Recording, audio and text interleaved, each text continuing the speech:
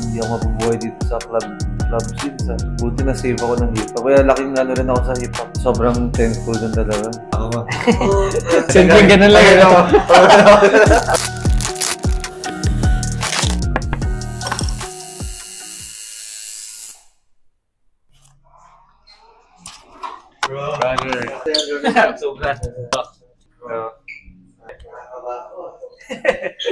Ano kaya? Connect na lang natin dito. Oo, na-connect natin. Pero may magagawa kaya natin para na hindi maano yung smoke, para kita pa rin. Yung paligid lang dito, no? Oo. Para ma-cover up lang yun dito. Oo, pwede. Para mag-half na siya. Oo, sige. Paano, matatamaan mo, no? Pwede naman nating maliit na na parang flow lang siya. Oo, na para... Masakit. Masakit dyan, no? Masakit dyan. Meron ka ba? Kaya yan. Medyo ano yung pain tolerance ko eh. So, punuin na natin to. Oo, hindi to para ano. Para pag nakaganito, hindi siya blank. I-cosmic natin lahat, no? Para ano. Tapos siguro yung mga shading, light lang, para magpantay lang dito. Pero syempre, pag fresh siya, dark siya tingnan, di ba? Nalala mo parang reddish to. Tapos, dark din naman ito pag-fade naman siya. Nung namalat, nag-fade na. Okay. Kasi yung mga nakita ko sa online, sobrang dark din eh. Mostly. So, bagong kuha pa yun na fresh pa yun, for sure. Sige. Gawin natin. Sige. Pati nga, wala pa namang parang planets dito, di ba? So, wala, mga ano lang. Parang background lang. Yun yung idadagdag natin dyan.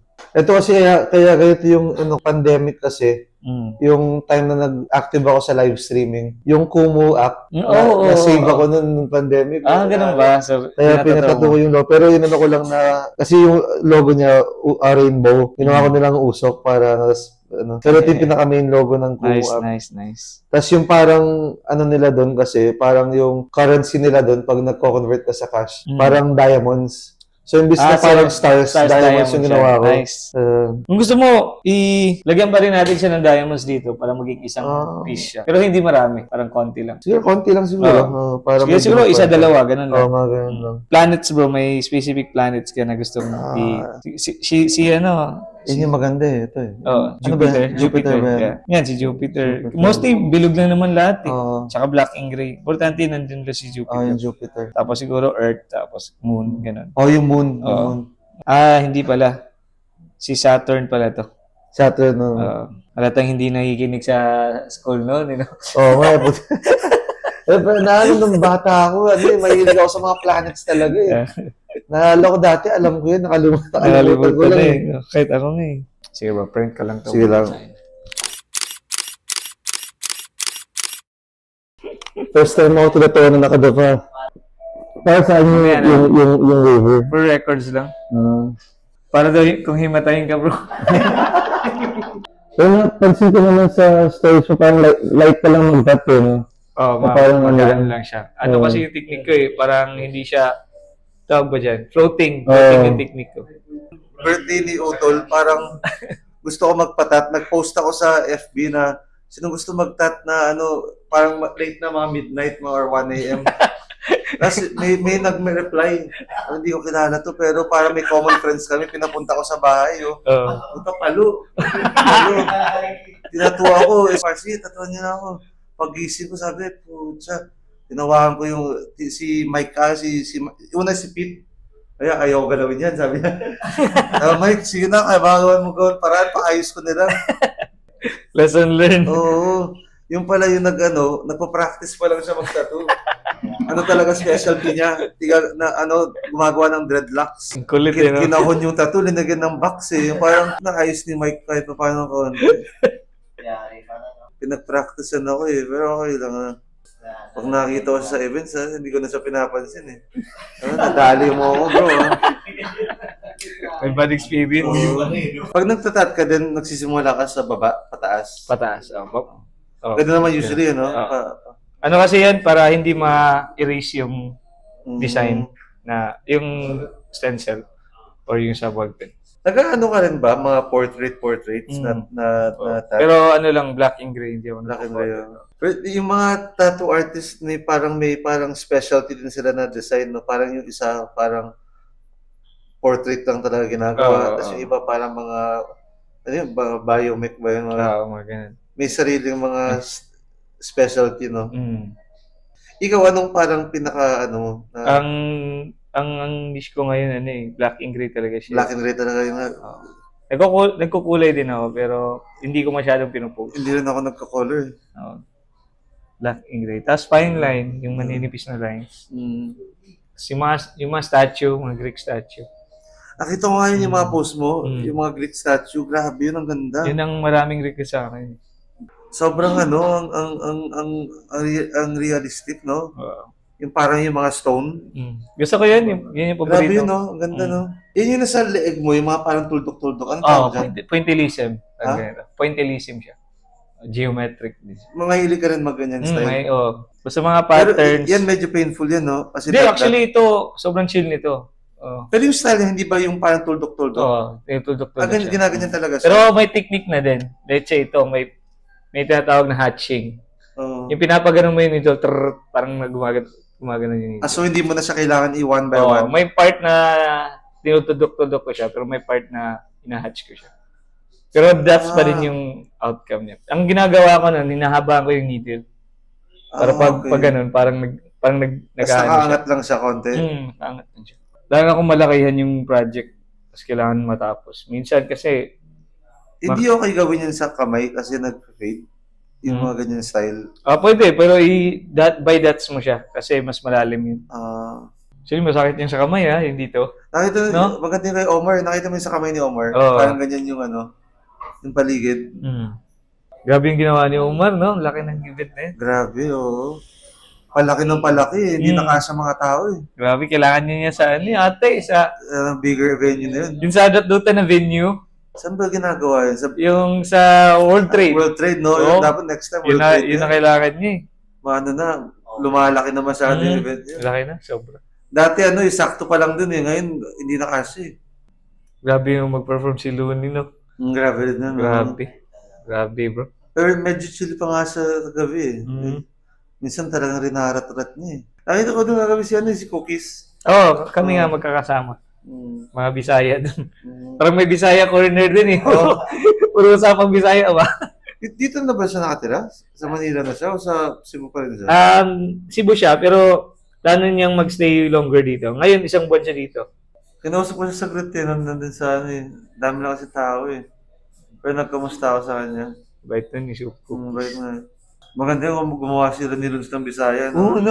Kulab na Bisaya. No? Ang kulit nun. Mainit din yan si Cookies eh. Mainit din. Yan. Tignan mo. Yan, ganda. So yung flow dyan, parang light pa din siya, parang ganito. So yung flow lang natin. Hindi, wag nating masyadong overwork na dark. Para siyang, makahinga pa din yung balat. Sige, tayo ka muna. Tignan mo muna, pag nakatayo ka. Kasi parang may naramdaman ako sa pen na parang, alam ko dito, masakit to. Ay, grabe, ganda. Buhay yan. At least may flow, di ba? Oo. Makita yung sa video yung mukha ko. Sige naman. Simple ganun lang. Simple lang ba? Buti yung machines din, walang tunog. Yung mga dati, nakakatakot pag simula. Nakakatakot. No? Nakakatakot eh. Pag tinutuno pa lang, grabe. Yung coil machine. Yung mga wire pa, may foot switch. Ngayon, wala na. Ito na lang yung machine, no? Grabe, no? High-tech. Sobrang gaan. Sa mas pulido na siya ngayon, no? Parang sobrang, pati yung ink ngayon. Yung ink ngayon. Kita mo yung mga ink nun, parang nag-green. Ngayon, sobrang black na talaga. Yung dito ko, medyo, old school, yun. Mahalata mo siya yung lining, ang kapal. Parang nararamdaman mo yung keloid na, Grabe yung technology ngayon, bro. Parang na siya, mas makagawa ka mas detailed na tattoo. Hindi masyadong nabubugbog yung skin. Pagkatapos natin gawin ito, matatakpan mo ba ito? Yung second skin. Siguro yung may parang malagkit, yung mahirap tanggalin. Okay ka ba doon? Okay naman, no? Pero hindi naman siya nakasira ng pag hinila, no? Hindi, kailangan mo talaga, bro. Pag tinanggal mo yun, nasa shower ka. Kaya pala nung tinanggal ko to sa kamay ko, hindi ako nasa shower. Kailangan dasa siya. Kaya parang may dumikit na gilid-gilid bumabaklas. Di ba tinape pa natin doon? Para hindi matanggal. Naalala mo yung wala pang second skin? Yung parang Yung pambalot ng... Oh, ito lang. Ito lang. Oo. Tapos pag humiga ka sa bed mo, may mga naiiwang cheeks na Oo. parang, yun. Ah, Yun yung naiiwan dun. okay. Yun yung sumasama. Yun yung Okay lang natatanggal. yun. Okay lang yun. Ang maganda dun sa second skin, kasi, number one, hindi na masyadong madumi yung bed mo. Oo. Kasi yung Yun mga nga dead skin, natatanggal yun. So, okay lang pala siya kahit iwan ng 1 week. Oo, okay lang yun. Since kasi sa Kung gusto mo pag ano siya, pag parang sa tingin mo gusto mong tanggalin, punta ka dito, tapos kami na magtatanggal. Sige. Well, ever since before, nung medyo younger pa, may tattoo ka na talaga na sa arm, yung kita? Yung Hindi, nakalabas wala na. pa. Wala. Ang ako kasi, nagka-shop na ako, wala pa din akong tattoo. Wala. Yung unang shop, wala ka pang tattoo. Oo. Kasi nantay ko yung mag-okay yung mama ko ba. Din nagtatats ka, wala kang tattoo nun? Kahit isa? Wala. Oo. Wala akong tattoo. Mali, parang tapos gusto kong i-try, nag-try ako sa kamay. Yung first tattoo mo, sa kamay? Hindi, dito lang maliit. Parang trinay ko lang. Masakit nun. Alam mo yung... Sa kamay pa talaga, no? Ikaw pa nag-tattoo ba? Tapos alam mo yung gusto mo i-diin o hindi? Ay, ikaw gusto mo gumawa? Ako gusto. Trinay ko ba? Ano yung feeling?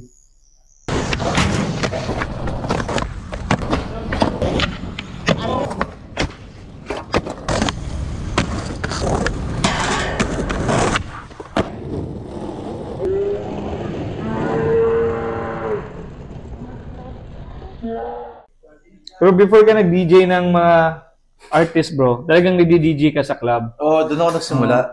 Club DJ talaga. From 2003-4 hanggang 2012. Yung time na medyo pumutok pa sila Looney at sila Abra, yun medyo nag-stop na ako sa club. Nag-full-time na ako sa artist. Paano mo sila nakilala? Sa basketball, lagi lang kami nag-basketball. Ganun ba?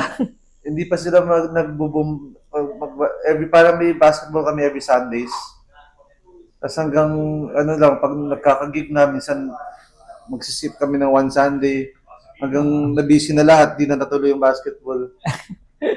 Pero lagi sa basketball lang. Kasi after basketball kasi, may studio ako dun sa Makati. After basketball lahat kami, tatambay dun mag-iinuman. Parang hangout. Tapos gagawa ng kanta. Kasi yung basketball, parang from 1 to 4 or 1 to 5. Ano yung Sunday? Every Sunday. Sa San Agustin. Tapos in afternoon, diretso kami sa bahay ko for dinner. Order kami pizza or Tapos hangout kung sino gusto uminom. Doon nagsimula. Oo. Tapos noong time si Looney naman na naglabas siya ng project, yung Homegrown. Naalala mo yun, yung Homegrown album na compilation na ng iba-ibang artists. May tour, parang nationwide tour. Yung isang tropa na kasama sa album, parang wala kaming DJ. Sabi mo sa kanila na game ako nilang. Parang doon nagsimula ako for them sa Homegrown tour. Hanggang nagtuloy-tuloy na. Parang kami na naging comfortable kami sa isa't isa lahat na okay din kasi magtrabaho kung comfortable ka sa kasama mo. Parang mas mabilis magtrabaho. Tulad ng kahapon, parang di kami nag-rehearse, di kami nag-soundcheck. Di kami nag-soundcheck, di ba? Walang soundcheck, walang rehearse. Ginawa lang, sinabi lang yung setlist. Save ko na. So okay na yun, direct gig na agad. Automatic. Parang kaya namin mag-perform na yung biglaan, yung agad-agad. Dahil sa tagal nyo ng pagkatrabaho, no? Basta namin alam nila kung kailan ako kakaskas. Alam ko kung kailan nila gusto ko i-play. Na hindi na sila magsasalita na, play mo na. Parang pag may part na alam ko, parang alam ko gusto niya ipa-play na. I-play ko nilang.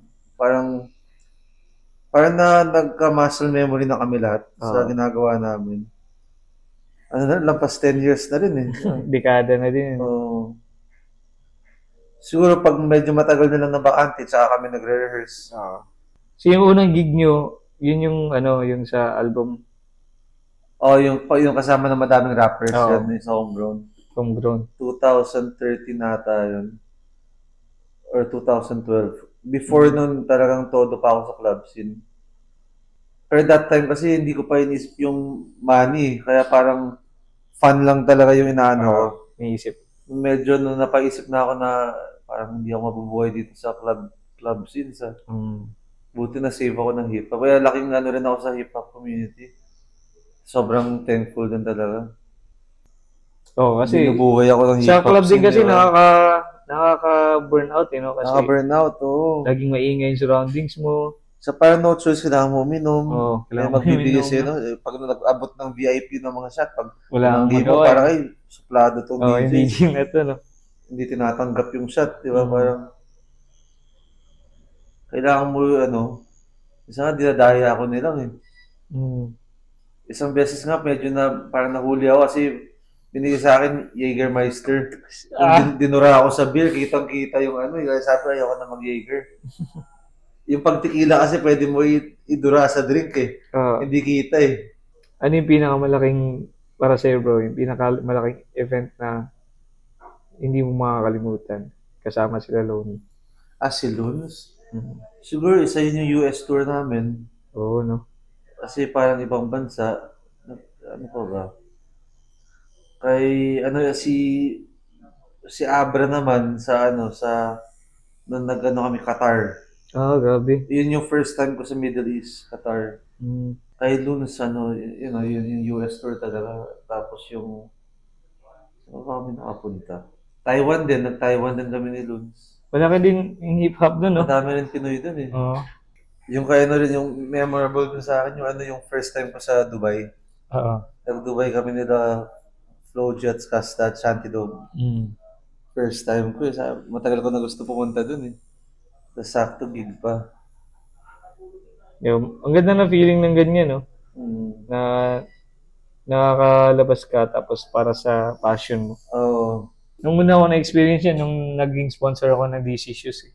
Pero saan ka dinadala? Before ako naging tattoo artist, talaga, nasa skateboarding industry talaga. Okay. Tsaka na-sponsor ako ng shoes na yun. Alam mo yung brand na yun? Yung DC. DC. Nag-sponsor din yung kay Ron Henley. Kaya madaming DC din si Ron eh. Unang labas ko sa bansa, Singapore. Skate tour namin, din mo. Grabe. Sarap ng feeling nun. Ilang taon Sagot nila lahat eh, no? Parang sarap mag-travel na yung hindi ka gagastos. Parang sagot nila hotel, food, lahat. Tapos ginagawa mo yung gusto mo. Doon ako na sa work ko parang mas yung pinili mong work bro, nakapag-travel ka, maraming kailangan tao. Parang hindi siya feel na work talaga. Parang yung pera, reward na lang talaga siya. Reward lang talaga. Kasi minsan may gigs na sakto lang, minsan may big gigs, okay. Yung routine mo, Manila, Cebu, Taiwan, paikot-ikot lang. Ano yung mostly, isang client ka lang per day talaga? Per day. One lang talaga? Gusto ko ganun. Gusto ko mag-focus sa isang design.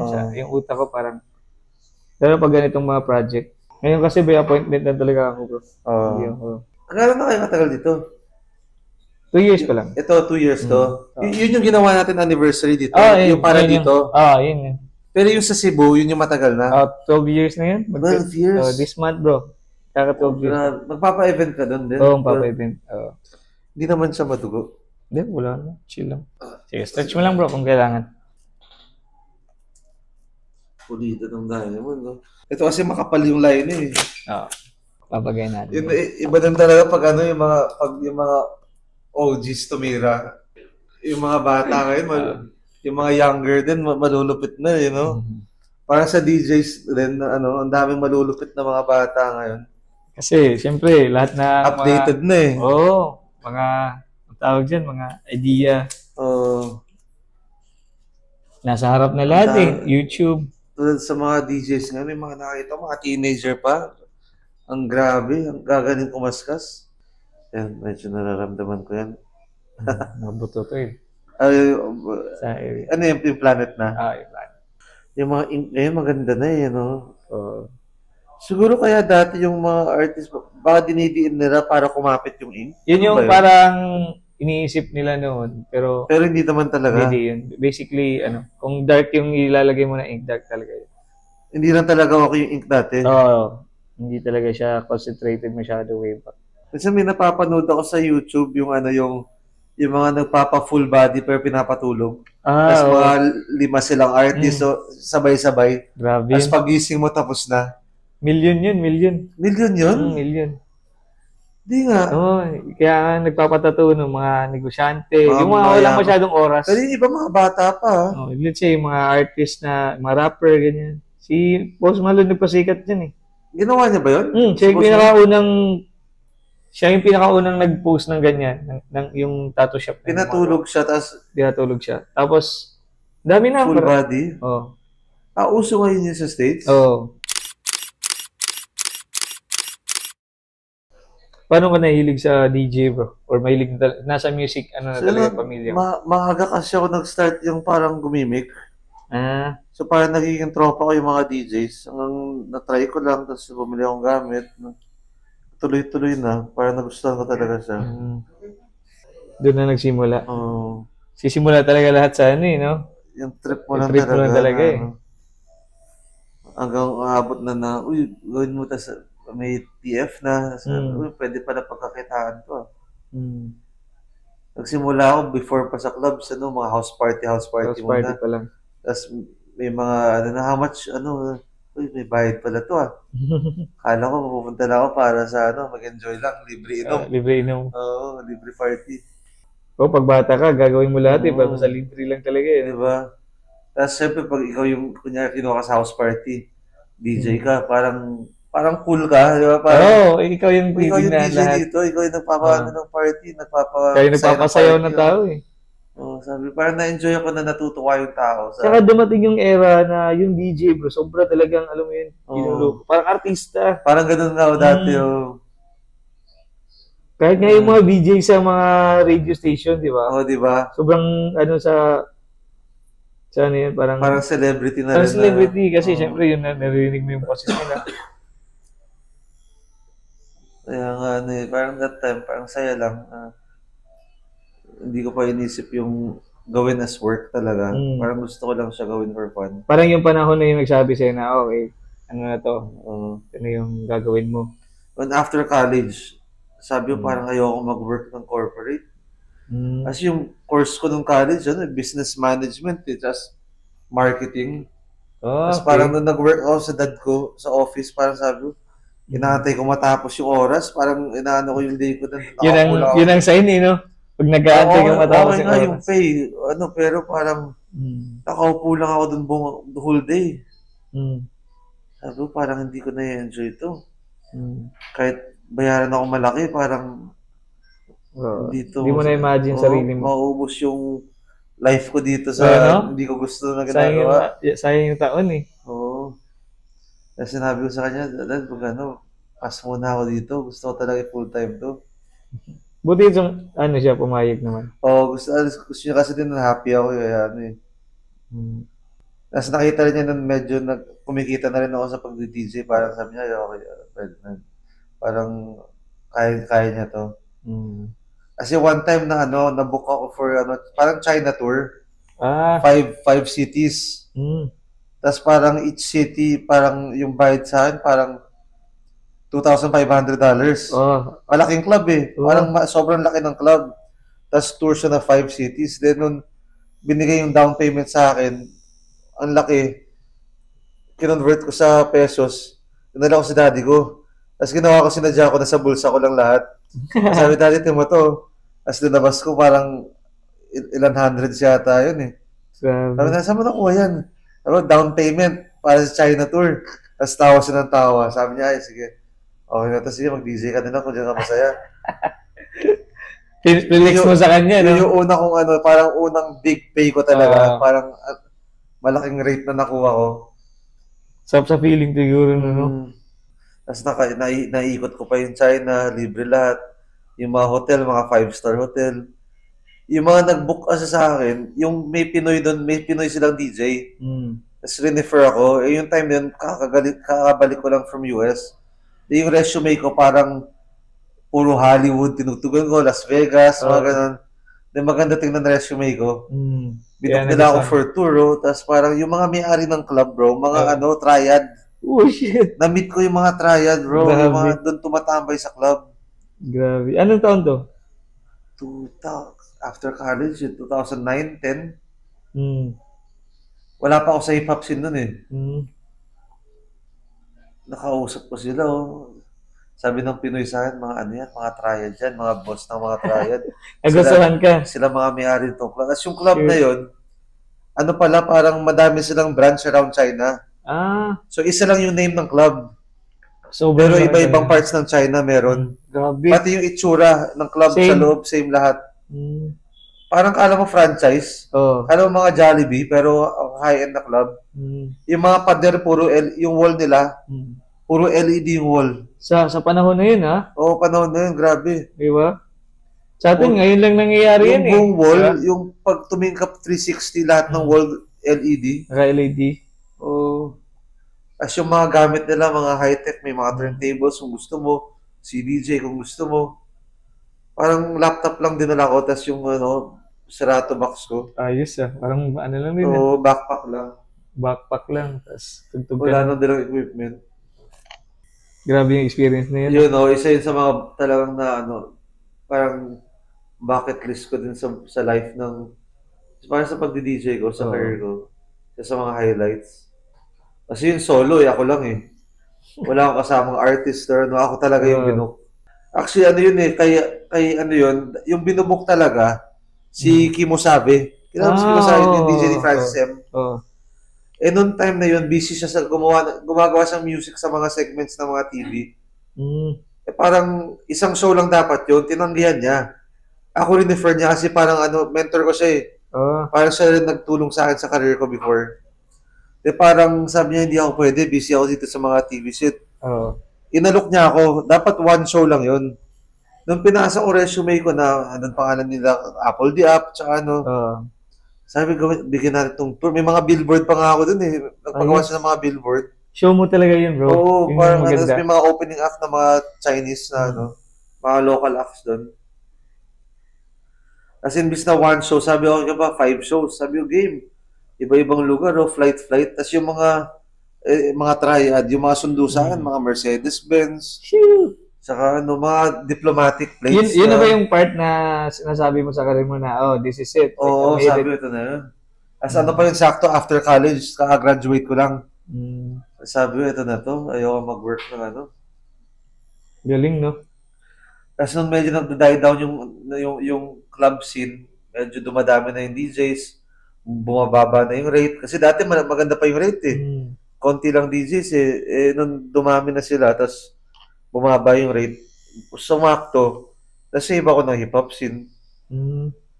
Parang nag-DJ ako na Looney, Abra, Ron, Apex. As yun yung boom pa nila. Di parang ang dami namin show. Minsan sa isang week, mga 5. Iba-ibang lugar.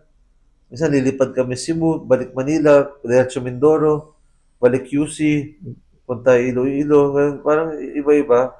Ay, okay to, parang artist ako Parang kasama ako sa mga iba-ibang lugar na So, malaki din part mo dun, for sure. Kasi, for sure, hindi sila makakatugtog kung wala ka din. Pero ano yun? Pero I guess lucky lang na naging friends din na ako yung napili, di ba? Sa daming pwede mag-DJ. Siguro sa relationship mo din sa build. Sa basketball yun Basketball dahil pawisan sa hangout. Ito yung ginagawa, puro lining yan, no? Pag lining, okay sa akin, pero mamaya pag tinira mo na yung shading, doon ako masasaktan yung mga shading. Ito naman halo. May lining siya, tapos konting shading ginagawa ko. Maliliit na detalye. Nasasaktan ako dun sa yung mga needles na malalapad. Yun pag ginagamit mo yung sa sa back piece, yung malalaki, no? Mga big pieces, yung malalapad. Pag nag-design ka na ng parang sketch, or yung parang design, tansyado mo na kung how long mo matitira yung... minsan pag dahil ng mga... Ilan hours yung pinaka-longest mo na diretso na ginawa yung piece? Sa isang araw? O yung diretso, yung isang session lang? Isang session, siguro pinakamatagal, 13 hours. 13 hours straight? Tinato ko si Stanley, yung sa Marvel.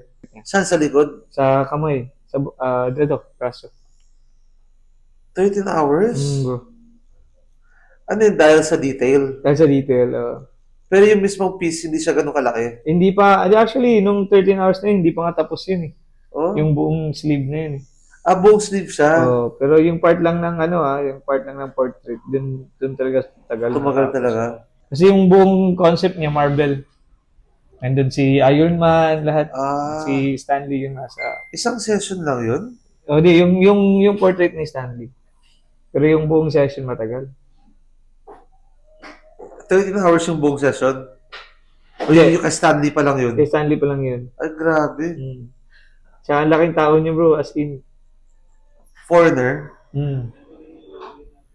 Pero tinapos mo yung sleeve, ilan sessions yun? Ano yun? 6 na session. Natag at least minimum na 7 to 8 hours. Grabe. Isang session. Natatolerate nila yung pain na yun, no? Grabe, no? Tagal nun. 7. Kaya nga ganun pain na tiisin.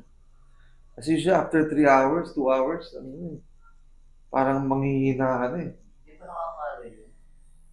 Grabe yung patatuloy.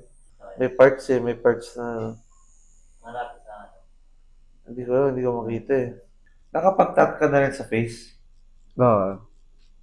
Mahirap ba pag sa face? Hindi, okay lang. Sakto lang. Same lang din. Sa ulo? Oo.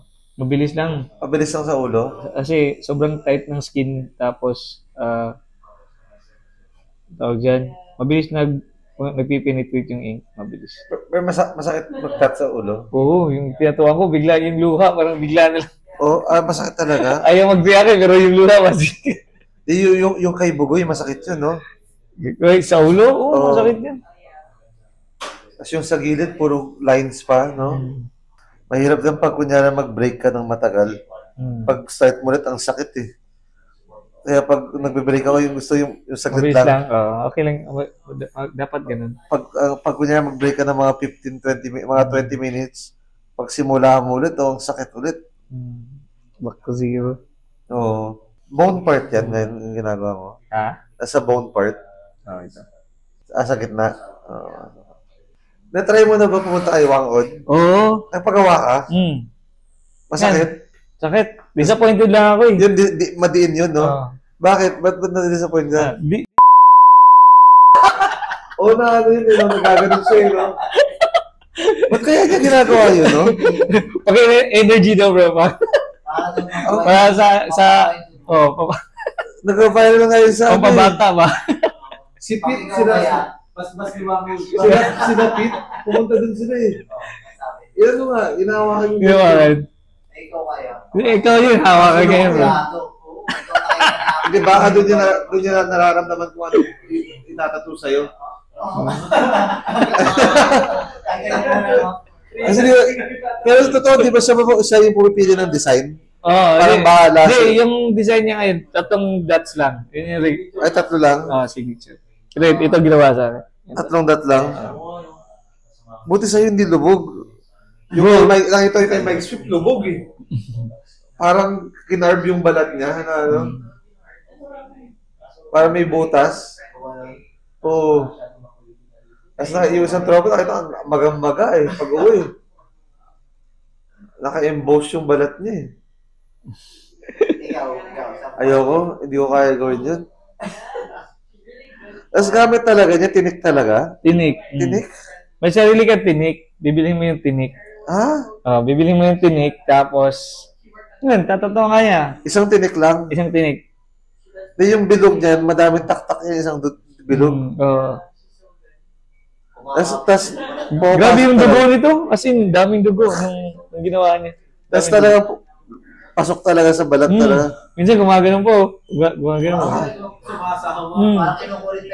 Tapos sobrang sakit yan. Okay lang, sakto lang.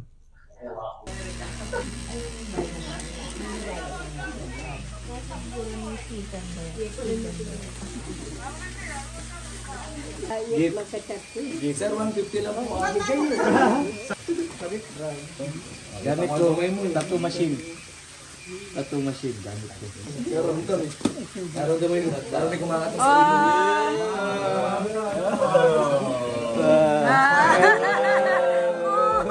5 hours later. Pero nag-start tayo 5:30, so after 6 hours na. Oo, 6 hours na, 11:30 na eh. Grabe, longest session na kaya na.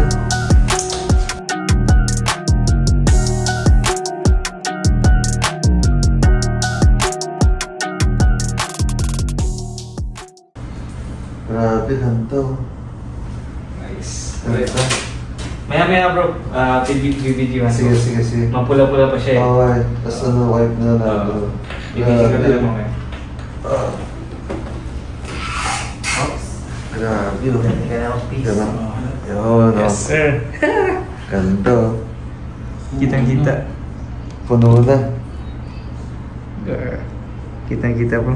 Ganda, no? Grabe, happy ako dito. Ganda. Yes sir. Grabe. Kaya mo muna. Yun, no? Grabe. Pag nakaganito, pag nakababa na ganito. Ganyan ah. Ganda. Grabe, oh. Kumusta yung experience bro? Okay naman, bro. First time na 6 hours nakayanan ko mag-session. Nice one. Grabe. At least ngayon na-close na talaga Oo. siya. No? Ilang taon siya na ano? Siguro, ilang years na rin gusto ko ito pa-close. Siguro mga 2 to 3 years. Ngayon lang nagawa na ganyan nag-time eh. Tsaka, Ano na oras? Tapos second Grabe, skin no? pa, no? Naka-second skin. oo, high-tech na. Second skin na tawag. Ang abutan, ano pa eh. Ano eh, clean wrap tapos may tape.